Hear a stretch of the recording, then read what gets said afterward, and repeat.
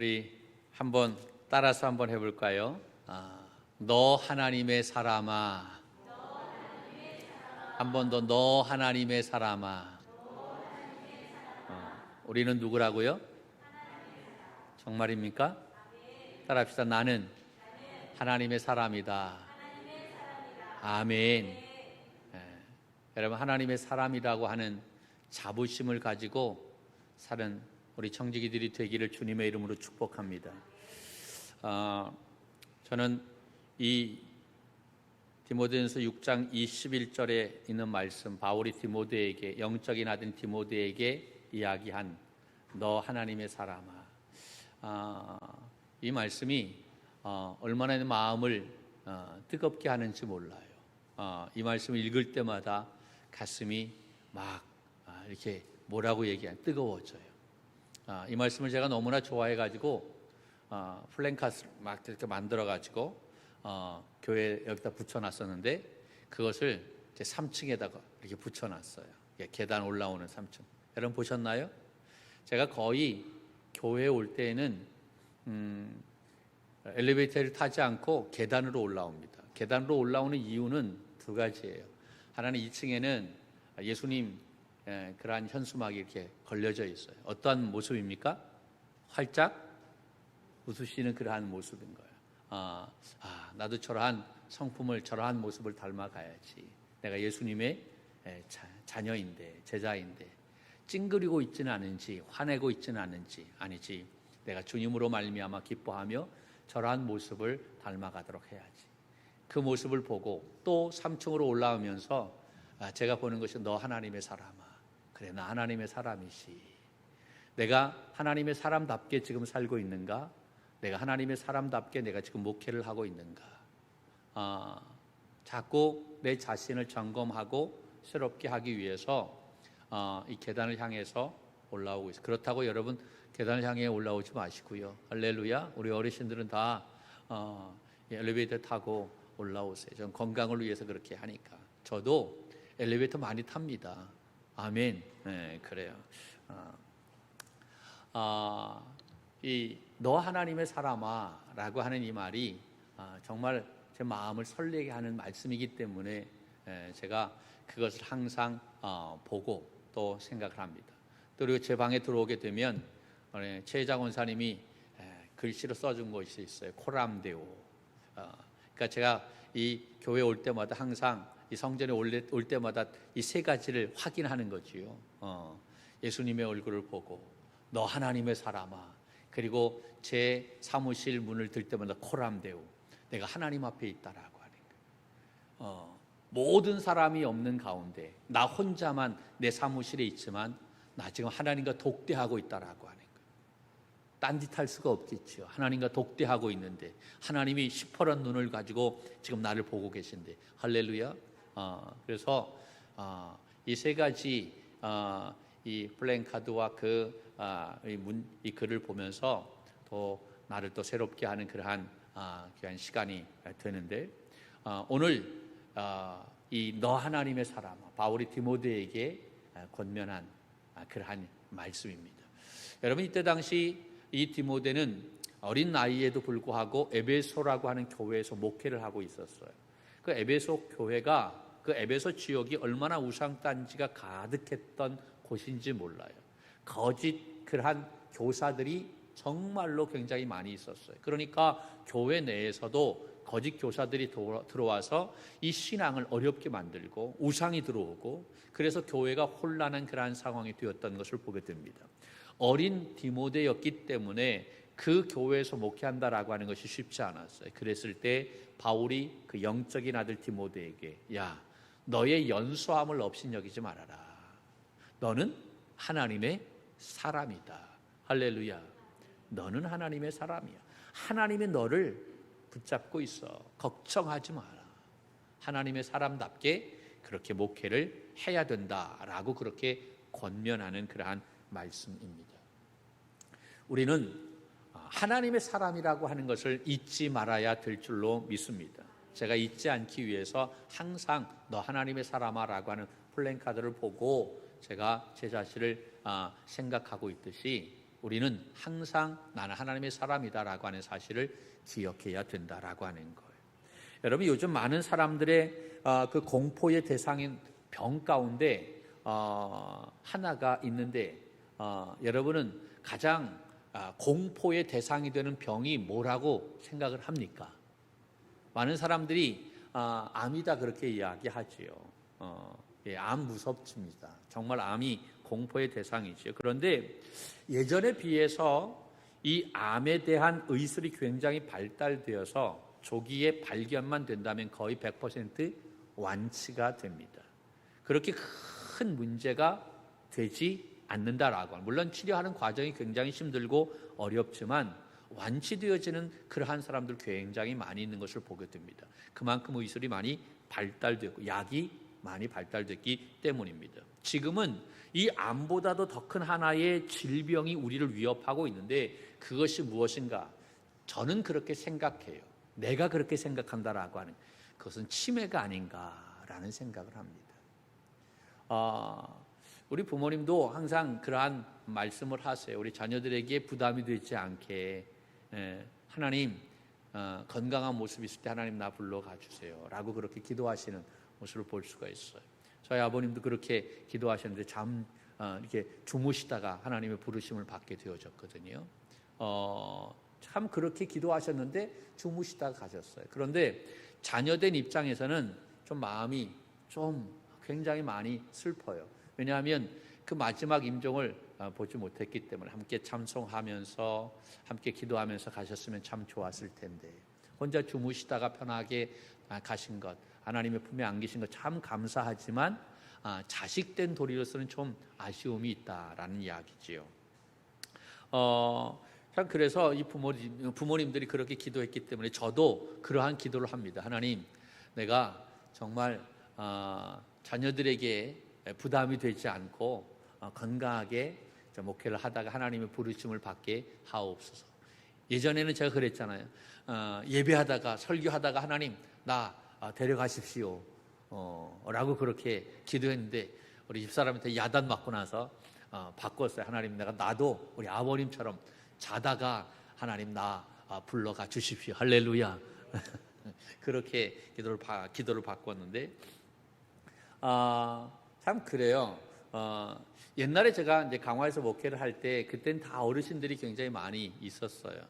그분들을 다 이제 하나님 품으로 이제 보내드리고 이제 이 교회로 오게 되어졌는데 그 예전에는 그 노인들이 어르신들이 임종이 가까우게 되면 몇 달 동안 정신이 왔다 갔다 하시는 것을 보게 됩니다. 그러다가 이제 돌아가시는 경우가 굉장히 많이 있었어요. 예전에는 치매라가 별로 그렇게 없었어요. 물론 진단을 못 받아서 그런지도 모르겠지만 지금처럼 그렇게 심각하지 않았던 것 같아요. 그런데 지금은 이 치매 환자들이 굉장히 많다라고 하는 거죠. 50대의 치매 환자들도 굉장히 많이 있는 것을 볼 수가 있습니다. 50대이신 분들 잘 들으시기를 바랍니다. 자기가 열쇠를 가지고 이 방 저 방을 온종일 열쇠를 찾아다니는 사람은 이 치매에 걸릴 확률이 많다라고 하는 거예요. 저도 걱정이 됩니다. 어떤 때는 제가 안경을 쓰고도 안경을 찾아. 내가 왜 이러지? 그래서 어떤 때는 나도 굉장히 멘탈에 좀 강하다라고 생각하는데 이 멘탈이 무너지는 경우도 있어요. 아니, 안경은 내 코에 걸어놓고 안경을 찾는 그러한 모습인 거예요. 그렇지요. 의학이 굉장히 발달했다라고 이야기합니다. 그런데 의학이 그렇게 발달했는데도 불구하고 이 치매가 어디에서 오는지 아직 몰라요. 그리고 그 치매에 대한 약이 뚜렷하게 없다라고 하는 사실입니다. 치매가 왜 무섭습니까? 치매가 걸리면 가까운 식구들, 자녀들 잘 몰라요. 그래서 치매에 걸리게 되면 가족들이, 가까운 친척들이, 이웃들이 잘 돌봐야만 됩니다. 그런데 현실적으로 가족들이, 자녀들이 그 치매에 걸린 부모를 돌본다라고 하는 것이 쉽지가 않아요. 왜냐하면 24시간 옆에서 도와주어야 되기 때문에. 그런데 요새는 다 맞벌이 하지 않습니까? 그러니까 이것이 현실적으로 어려워요. 그래서 거의 요양시설에 가셔서 치료받는 경우가 굉장히 많이 있는 것을 볼 수가 있습니다. 치매를 굉장히 두려워하고 또 걱정합니다. 이 치매가 걱정이 되는 이유 가운데 하나는 바로 뭐냐면 내가 누구인지 모른다는 거예요. 60평생, 70평생, 아니 그 이상 살았는데, 그동안 내가 김장렬이라고 살았는데, 내가 나를 잘 아는데, 그런데 나를 모른다라고 하는, 내가 누구인지 모른다라고 하는. 자기만 모릅니까? 아들도 몰라요. 며느리도 몰라요. 아니 하루에도 몇 번씩 들락날락했던 자기의 집도 몰라요. 집 나와서 자기의 집을 찾아가려고 하는데 길을 모르는 거야. 여러분, 이러한 황당한 그러한 경우가 어디 있겠는가라고 하는 거죠. 많이 배운 사람은 치매에 걸리지 않는다라고 이야기합니다. 그러나 그렇지가 않아요. 많이 배웠든 적게 배웠든 돈이 많든 돈이 없든 여러분 이게 그렇다고 해서 치매에 걸릴 확률이 없느냐? 그렇지가 않다라고 하네요. 치매 환자들을 돌보는 데 있어서 가장 어려운 것 중에 하나가 바로 무엇이냐면 이 화장실 가는 문제라고 이야기합니다. 그래서 치매 환자들의 경우를 보면 저녁 때가 되면 그분들에게 일절 음식을 주지 않는 경우가 많이 있어요. 음식을 주게 되면 밤에 곤란한 일이 생기게 되는 거예요. 그래서 그 곤란한 일이 생기니까 기저귀를 항상 채우게 되고, 만약 사람이 없게 되면 어떠한 일이 있게 되냐면 그 대소변을 자기가 먹어요. 치매 걸렸기 때문에. 그리고 그렇지 않으면 온 사방에 그것을 다 바르게 됩니다. 그러니까 이게 말이 안 되는 이야기지. 안타까운 이야기. 그러한 일을 막도록 돕는 사람이 항상 24시간 옆에 있어야만 되는, 그것을 어떻게 하느냐라고. 자녀들이 할 수 있어요? 자녀들은 맞벌이 하기 때문에 할 수가 없어요. 여러분, 우리의 가정에 아픈 사람 한 사람만 있어도 온 가족이 어때요? 다 스탠바이 하고 얼마나 신경 쓰는 일이에요. 가정의 모든 이 라이프 스타일이 무너져 가는 것을 보게 되는 거예요. 그런데 치매 환자가 있으면 이게 생활이 굉장히 쉽지 않은 거예요. 지금 우리의 수명이, 인간의 수명이 100세라고 얘기하죠. 조금 있으면 120세라고 말을 합니다. 그런데 이런 것을 보면 우리가 장수한다고 해서 다 좋은 것만은 아니다라고 생각을 하는 거예요. 그래서 우리 어르신들 예전에 함께 예배를 드렸는데 지금은 이 코로나 때문에 예배를 못 드리잖아요. 그때 우리 함께 예배를 드리고 나서 마지막에 오른손을 들고 외쳤던 구호가 있어요. 그 외쳤던 구호가 뭐냐면, 여러분들도 함께 오른손을 들고 외칠 수 있기를 원합니다. 그것이 바로, 오른손 들어요. 오른손 있는 사람 다 들고 그렇게 외치는 거예요. 9988-234 세 번 외치는 거예요. 뭐라고요? 9988-234 시작. 9988-234 9988-234 9988-234 아멘. 할렐루야. 여러분, 9988-234가 바로 뭐냐면 99세까지 팔팔하고 건강하게 살다가 이틀 동안 아프고 3일째 되어지는 날 하나님의 부르심을 받자라는 이야기. 왜 이틀을 아프느냐? 이틀 동안 아파야만 이 자녀들을 다 볼 수 있기 때문에. 저 제주도에 사는 자녀들도 야, 아프다라고 하면 오잖아요. 외국에 있는 그러한 자녀들도 이틀이면 올 수 있어요. 급히 비행기 티켓 해갖고 오면. 그래서 이틀 동안 아파가지고 자녀들을 다 모아놓은 상태에서 자녀들에게 멋지게 유언을 하고, 야, 내가 이제 먼저 하나님의 나라 간다. 그러니까 너희들 신앙생활 잘하고 있다가 저 하나님의 나라에서 보자. 할렐루야. 멋지게 그렇게 자녀들에게 유언하고 3일째 되는 날 주님의 품에 안기자라고 하는 거예요. 그래서 9988-234. 그렇다고 해서 99세까지 살자는 얘기는 아니에요. 사는 데까지 건강하게 살자라고 하는 거예요. 저희 아버님이 그냥 주무시다가 돌아가셨기 때문에 안타까운 마음이 저에게 있는 거예요. 아버지의 임종을 함께 하지 못한 그러한 아픔이 있어요. 함께 찬송하고 그 마지막 우리들에게 그 하실 말씀이 있으실 텐데 그 말씀을 내가 들었으면, 물론 평상시에 들었지만 그것을 들었으면 참 좋았을 텐데 라고 하는 아쉬움이 있어요. 그래서 9988-234 항상 외쳤던 거예요. 우리 어르신들에게 외치게 했던 거예요. 마지막 때 우리의 자녀들의 그렇게 멋지게 유언하고 가면 얼마나 좋겠어요. 할렐루야. 아무리 망나니 자녀라고 할지라도 유언만큼은 듣지 않겠습니까? 그러니까 우리 부모들이 마지막 자녀들에게 그 유언을 멋지게 하고 하나님의 품에 갈 수 있기를 주님의 이름으로 간절히 축복합니다. 할렐루야. 오늘 제가 여러분들에게 치매에 걸리지 않는 비결에 대해서 말씀을 드릴게요. 그대로 하시겠어요? 하시면 아멘. 예. 안 하시려면 말고. 그럼 뭐 내가 그래. 치매에 걸리지 않는 비결이 바로 뭐냐? 간단해요. 원래 진리는 간단해요. 복잡하지 않아요. 치매에 걸리지 않는 방법은 바로 뭐냐? 신앙생활 잘하면 됩니다. 아멘. 기대했는데 너무 허무하지요? 목사님, 저 신앙생활 잘하고 있어요. 감사해요. 근데 여기서 말하는 신앙생활 잘한다라고 하는 것은 어떻게 하는 것이 신앙생활을 잘하는 것이냐? 매일 하루에 한 번씩 교회에 와서 하신다고 했으니까 그렇게 하세요. 매일 하루에 한 번씩 교회에 와서 30분 동안 솔톤 이상으로 찬송하고 솔톤 이상으로 기도하고 가라라고 하는 거예요. 그냥 하나님 아버지, 내가 너를 지명하여 불렀나니, 아니 이 정도 말고 내가 너를 지명하여 불렀나니 너는 내 것이라, 내 것이라, 나의 하나님이라. 할렐루야.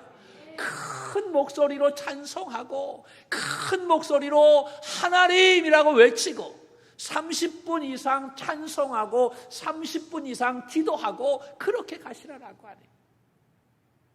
그렇게 찬송하다가 어떤 때는 눈물이 범벅이 되기도 하고 콧물이 나오기도 하고 어떤 때는 춤추기도 하고, 찬송하다가 여러분 기도하다가 우리의 마음에 있는 모든 것들을 다 쏟아내게 되는 거예요. 여러분 그렇게 1시간 동안 찬송하고 기도하게 되면 어떠한 일이 일어나게 되느냐 하면 내 뇌에 영양을 공급받게 된다라고 하는 거예요. 이게 참 신비한 거예요. 그 뇌에 새로운 영양을 공급받게 되면 치매에 걸릴 확률이 없다라는 거죠. 그래서 신앙생활 잘 하시는 어르신들이 치매 별로 없는 거예요. 이유가 다 있는 거예요. 여러분 우리가 찬송하고 기도하는 이 예배하는 삶이 얼마나 중요한지 몰라요. 예배할 때도요, 여러분 마음껏 그렇게 찬송하고 마음껏 기도하고 여러분 손 들고 그렇게 하나님 앞에 영광을 올릴 수 있기를 원합니다. 여러분 이 손 드는 거 쉬운 것 같지요? 이거 천하장사도요 예배 때 손 못 들어요. 내 힘으로 드는 것 아니에요. 성령의 힘이 아니면 이 손 못 올라가요. 하나님의 은혜가 부어져야 된다라고 하는 사실이지. 그렇게 우리가 하나님 앞에 마음껏 예배하면 나타나는 일이 내 뇌에 영적인 공급이 일어난다라고 하는 거예요. 영양이 충분히 공급이 되어진다라고. 그러면 치매에 걸릴 확률이 작다라고 하는 사실이지. 여러분 육체의 치매도 문제지만 더 심각한 것이 바로 뭐냐면 영적인 치매다라고 하는 것. 여러분 육체의 치매 몰라요. 내가 누군지. 내 자녀도 몰라요. 영적인 치매, 내가 하나님의 사람인데 하나님의 사람인 것을 몰라. 하나님은 나에게 사명을 주었는데 그 사명을 몰라. 잃어버렸어. 영적인 치매에 걸려있다라고. 내가 하나님을 알아야 되는데 하나님을 몰라. 다른 존재를 하나님으로 알고 있어. 잘못 알고 있다라고 하는 거지요. 여러분, 치매의 공통된 아주 뚜렷한 그러한 공통된 특징 가운데 하나가 바로 뭐냐면 알긴 아는데 잘못 안다라고 하는 거지. 아들을 보고 뭐라고 얘기하냐면 아저씨 누구세요? 라고 얘기하죠. 누구로 알고 있는 거예요? 아저씨로 알고 있는 거예요. 아는 것 같은데 잘못 알고 있는 거예요. 영적 치매라고 하는 것이 바로 뭐냐? 하나님을 아는데 잘못 알고 있다라고. 내가 어디에서부터 와서 어디로 가는지 잘못 알고 있는 거예요. 왜? 영적인 치매에 걸려있기 때문에 그런 거예요. 여러분, 오늘 말씀에 바울은 자기의 영적인 아들 디모데에게 뭐라고 얘기합니까? 너 하나님의 사람아 라고 이야기합니다. 너는 하나님의 사람이다라고 하는 거예요. 믿습니까? 저와 여러분은 하나님의 사람인 줄로 믿습니다. 여러분, 이 사실을 잃어버려서는 안 돼요. 영적인 치매에 걸려서 이 사실을 망각해서는 안 된다라고 하는 사실입니다. 나는 하나님의 사람이라고 하는 것을 우리가 확실하게 살아가야 되는 거예요. 하나님의 사람이라고 하는 것은 하나님께 소속된 하나님의 소유된 사람이다라고 하는 거예요. 쉽게 이야기하면 우리는 누구의 것이다? 하나님의 것이다. 그런데 많은 사람들이 이야기하죠. 아니야, 내 거야 라고. 내 것이 어디 있어요? 내 것이 다 하나님의 것이지. 하나님이 우리에게 관리하라고 주신 거예요. 할렐루야. 그래서 하나님 품에 갈 때 다 놓고 가잖아요. 내 것이면 다 가지고 와야 되는데 가져갈 수가 없는 거예요. 다 하나님의 것이에요. 내가 잘못 알고 있는 거예요. 내 것이라고 잘못 알고 있는 거예요. 하나님의 사람은 하나님의 능력의 대리자요, 하나님의 특별한 보호를 받는 사람이요, 하나님의 특별하신 사명을 부여받은 사람인 줄로 믿습니다. 그래서 구약시대에는 특별한 사람만이 하나님의 사람이라고 얘기했어요. 모세나 사무엘이나 엘리야나 다윗이나 이러한 아주 특별한 사람들에게 붙여졌던 이름이 하나님의 사람이었습니다. 그런데 예수님이 오셔서 그분이 십자가에서 우리의 모든 죄를 다 담당하시고 죽으신 이후에 그 예수 그리스도를 믿는 모든 사람들에게 하나님의 사람이라고 하는 이름이 붙어지게 된 줄로 믿습니다. 그 예수 그리스도를 믿는 모든 사람들은 이제 하나님의 사람이다, 하나님의 백성이다 라는 이야기. 특별한 사람만이 하나님의 사람이 아니라 그 예수 그리스도를 나의 구주로 섬기는 사람만 다 하나님의 사람인 줄로 믿습니다. 사람들이 보기에 부족하고 보잘것없어도 하나님이 인정해 주심으로 말미암아 내가 하나님의 사람이 된 줄로 믿습니다. 여러분, 어떻게 나 같은 죄인이, 어떻게 나 같은 사람이 하나님의 사람이라고 불림받을 수 있을까요? 전적인 하나님의 은혜인 것입니다. 전적인 하나님의 사랑인 것입니다. 할렐루야. 그렇다면 이 하나님의 사람으로서 내가 어떻게 살아야 할 것인가? 이게 중요하죠. 여러분, 오늘 본문 말씀에는 5가지로 얘기하고 있어요. 오늘 5가지 다 이야기하면 밤새야 될 것 같아요. 그래서 오늘 간단하게 3가지만 이야기할게요. 또 다음번에 할 말도 많이 있으니까. 할렐루야. 하나만 얘기할까요? 할렐루야. 여러분 사랑합니다. 네, 그래요. 첫째는 하나님의 사람으로 어떻게 살아갈 것인가. 첫째는 여러분 11절 한번 볼까요? 자, 같이 봅니다. 시작. 오직 너 하나님의 사람아 이것들을 피하고. 아멘. 거기에 보면 피하고에 동그라미 치세요. 근데 피하라라고 하는데 무엇을 피하라? 이것들을 피하라. 이것들을. 이것이라고 하는 것은 무엇을 얘기하냐면 오늘 11절 말씀을 이야기하는데 11절 이전에 나와 있는 말씀을 이야기하는 거예요. 그러니까 6장 4절에서부터 10절까지의 말씀.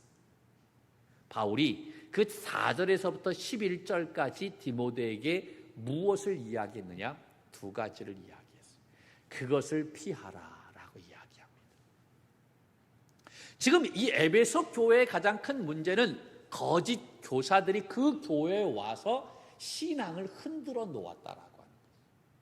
그러니까 이 디모데에게 바울이 이야기하는, 야, 그 거짓 교사들과 언쟁을 높여서 변론하지 말아라. 그 거짓 교사들을 피하라라고 이야기해요. 이단들을 피하라라고 하는 거예요. 그래, 내가 이단들과 한번 맞짱을 떠보자. 그래, 한번 변론해보자. 미련한 방법인 거예요. 변론해가지고 그들과 논쟁해가지고 문제가 해결되어지느냐? 해결되지 않는다라고. 오히려 무엇만 나타나느냐? 다툼만 나타난다라고 이야기. 그게 4절에서부터 10절까지의 이야기예요. 여러분, 집안 안에서도 그렇잖아요. 첫째와 둘째가 어떤 문제를 가지고 싸워 논쟁합니다. 논쟁하는데 잘 해결이 됩니까? 나중에는 머리 쥐어박고 싸움으로 끝나잖아. 싸움으로 끝나. 논쟁해가지고 변론해가지고 여러분 좋게 끝나지 않아요. 설득이 됩니까? 설득이 안 돼요. 그러니까 거짓 교사들은, 이단들은 어떻게 하라? 피하라라고 하는 거예요. 우리 옛말에 그랬잖아요. 죄송합니다. 할렐루야. 그것이 뭐 무서워서 피하냐? 뭐에서 피하는 거예요? 더러우니까 피하는. 그것을 가까이 하면 내 몸에, 내 옷에 냄새가 배긴다라고, 영향을 받는다라고. 거짓 그러한 교사들, 이단들과 함께 교제를 하게 되면, 아니, 나는 뭐 상관이 없지, 나는 괜찮아, 나는 거기에 넘어가지 않아. 그런데 가까이 하다 보면 내 몸에 자꾸 그 영향을 받게 된다라고, 냄새가 배게 된다라고. 그러니까 피하라라고. 피해야 할 것은 피하는 것이 가장 큰 상책이라는 사실을 깨달아야 될 줄로 믿습니다.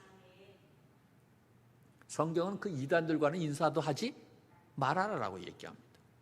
그 이단들, 거짓 교사들 교회에서 내쫓고 오직 하나님의 말씀의 교훈을 잘 따르도록 하라라고, 섞이지 않도록 해야 한다는 거예요.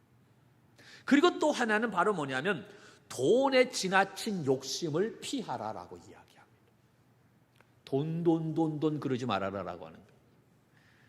어느 식당에 가니까 돈방석이 있더라고. 그래서 거기 앉으면 요새 돈줄 난다 그러지요? 개뿔 무슨 돈줄이야. 여러분, 그런 거 따라가지 마세요. 그렇다고 돈방석 앉는다고 돈줄 납니까? 아니에요. 하나님의 사람은 돈 따라가지 않는 줄로 믿습니다. 성경 10절 말씀에 뭐라고 얘기하냐면 돈은 일만하게 뿌리다라고 이야기해요. 돈 자체가 문제가 있는 것은 아닙니다. 그러나 돈을 사랑하는 것은 문제인, 그것은 우상숭배인 것입니다. 돈을 사랑하는 것이 아니라 돈을 통해서 하나님의 사랑을 실천하는 거룩한 부자가 되기를 주님의 이름으로 간절히 축원합니다. 할렐루야. 저는 그렇게 기도해요. 우리 청직의 믿음의 성도들이 여러분의 손에 재물 얻는 능력을 주시기를 주님의 이름으로 기도합니다. 할렐루야.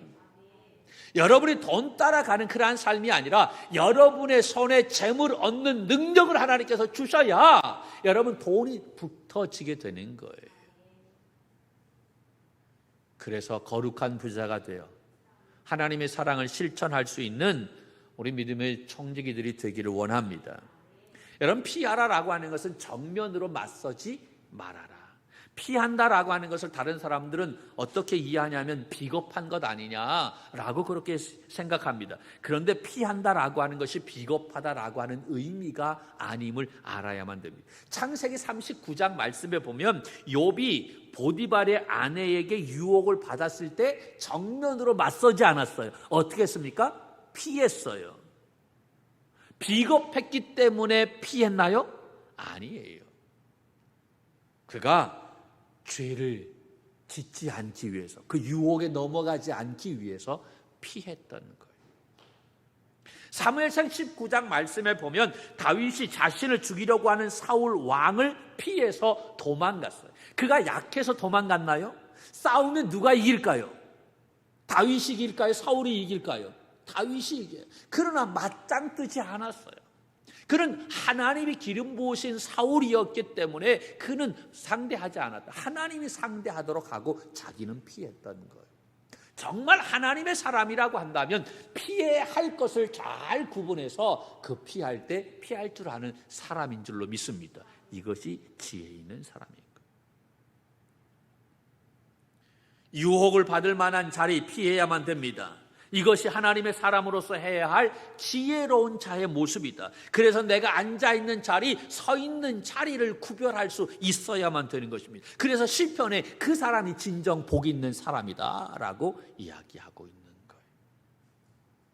두 번째로 하나님의 사람은 쫓을 것은 또 따라가야 한다라고 합니다.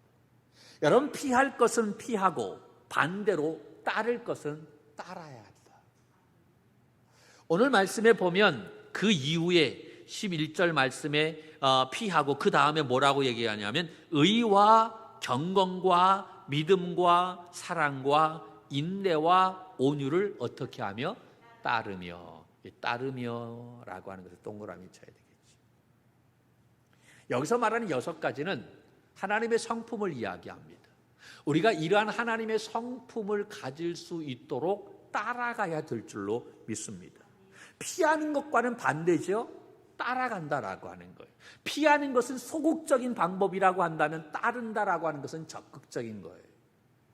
여러분, 내가 죄의 유혹을 받을 그러한 것은 내가 피해야만 되는 거예요. 그런데 하나님의 성품을 갖는 일을 위해서는 내가 적극적으로 따라가야 하는 줄로 믿습니다. 할렐루야. 이것은 이 6가지는 또 짝을 이루고 있어요. 서로 병행하고 있어요. 여기에 보면 뭐라고 얘기합니까? 의와 경건. 같은 짝을 이루고 있어요. 의만 있어서는 안 돼요. 의와 경건이 함께 있어야만 되는 것입니다. 경건이 없는 의는 생명이 없는 조화와 같아요. 여러분, 여기에 보면 이 나무가 있죠? 생명이 있을까요? 없을까요? 어떻게 아세요? 좋아하기 때문에. 냄새가 안 나요. 참 희한해요. 365일. 이거 몇 년 동안 여기에 있는데 그대로예요. 참 희한하죠. 시드는 것도 없어요. 그런데 참 편해요. 할렐루야. 네. 참 늙어가고 뭐 시들어버리고 뭐 이렇게 떨어지고 그래야 되는데 그런 거 없어. 변함이 없이. 근데 냄새가 없다. 생명이 없다라고 하는 거죠.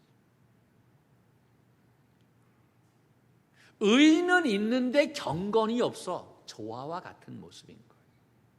근데 의는 없어. 경건은 있어.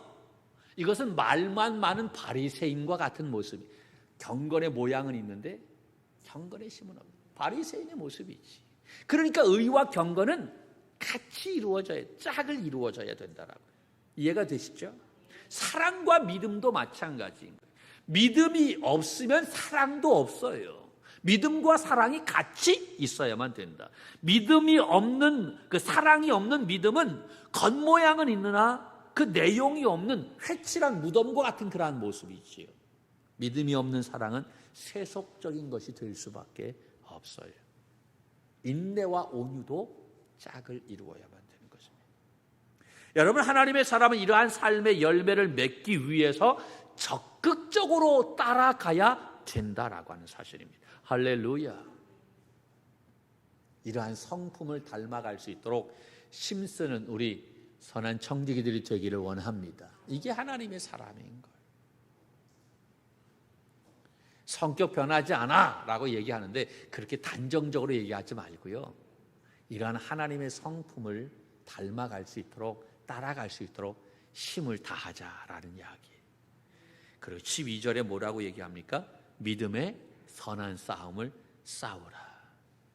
싸워야만 됩니다. 그래야만 영생을 취할 수 있습니다. 여러분, 내가 피할 것을 피해야만 되는데 피할 수 없는 상황이 올 때가 있어요, 없어요? 있어요. 피하고 싶은데 피해야만 되는데 피하지 못하는 상황이 있어요. 또 뿐만 아니라 이거 내가 따라가야 되는데 따르지 못할 상황이 또한 있을 수 있어요. 그때는 어떻게 해야 되느냐? 싸워야만 된다라고 하는. 근데 싸울 때는 반드시 이겨야 된다라고 하는. 여러분, 싸울 때는요, 반드시 뭐 해야 된다? 이겨야 된다. 이기지 않는 싸움은요, 하지 마세요. 싸우면 이겨야 되는, 특별히 선한 싸움에는 반드시 있어야, 승리해야만 되는 거죠. 우리의 인생은 지금 다 싸움인 거예요. 여러분, 오늘 이 교회 나오기 위해서 영적 싸움을 했잖아요. 승리했으니까 이 자리에 있는 거예요. 할렐루야. 우리의 가난과 싸우고 질병과 싸우고, 지금 우리는 무엇과 싸우냐면 코로나와 싸우고, 여기에서 지면 우리는 종이 되는 거예요. 그렇잖아요. 그러니까 이러한 싸움에서는 반드시 이겨야 된다. 에베소 6장 말씀에 보면 12절에 보면 우리의 씨름은 혈과 육의 싸움이 아니다라고 이야기. 통치자들과 권세자들과 이 어둠의 세상 주관자들과 하늘에 있는 악한 영들과 대항. 영적인 싸움이다라고 이야기합니다. 이 영적인 싸움에서는 반드시 어떻게 해야 된다? 이겨야 된다. 할렐루야. 특별히 여러분 자신과의 싸움에서 승리하는 여러분 되기를 원합니다. 내가 약속하잖아. 내가 이렇게 해야지. 그런데 항상 자신과의 싸움에서 지니까 자꾸 우리가 더 발전하지 못하잖아요. 내 자신을 극복할 수 있는 사람만이 진정으로 예수 그리스도를 따를 수 있는 믿음의 사람이 되는 줄로 믿습니다. 선한 싸움에 승리할 수 있는, 우리의 원수 마귀, 그 마귀와의 싸움에서 승리해야 될 줄로 믿습니다. 우리의 주적 관계는 바로 누구입니까? 마귀인 거예요. 사람이 아니라 사람과 싸우지 마세요. 사랑해야 되는 거예요. 마귀와 싸워야 되는 거예요. 그 마귀와 싸워 승리해야 되는데 어떻게 승리할 수 있습니까? 기도로 승리할 수 있는 거예요. 그래서 1시간 기도하자라고 하는 거지. 그 기도가 안 되면 여러분 이 영적 싸움에 승리할 수가 없는 거예요. 내심으로 아니에요. 못해요. 그리고 우린 죄와 싸워 승리해야만 돼요. 죄와 싸우는데 어떻게 싸워야 돼? 피 흘리기까지 싸워 승리하라라고 이야기. 그런데 여러분 정말 죄와 싸우는 내가 피 흘리기까지 싸우느냐라고 하는 거지. 그렇게까지 가지 않잖아요. 그러니까 영적 싸움에서 실패자가 되는 거예요. 이 싸움은 하나님이 우리를 부르시는 그날까지 싸워야 한다라고. 한 번 싸워 이겼다고 해서 다 했다 아니에요. 주님 다시 오실 때까지 싸워야 하는 싸움임을 깨달아야 될 줄로 믿습니다. 여러분, 너 하나님의 사람아. 이것은 하나님의 사람으로서 신분을 각성시켜주고 거룩한 사명을 일깨워주고 많은 사람 앞에서 선한 증거를 원하시는 하나님의 부르심인 줄로 믿습니다. 그러므로 우리는 이 부르심에 귀를 기울이고 하나님의 사람이라고 하는 자부심을 갖고 하나님의 사람답게 이 세상을 변화시키는 그런 믿음의 선한 청지기들이 되기를 주님의 이름으로 간절히 축원합니다.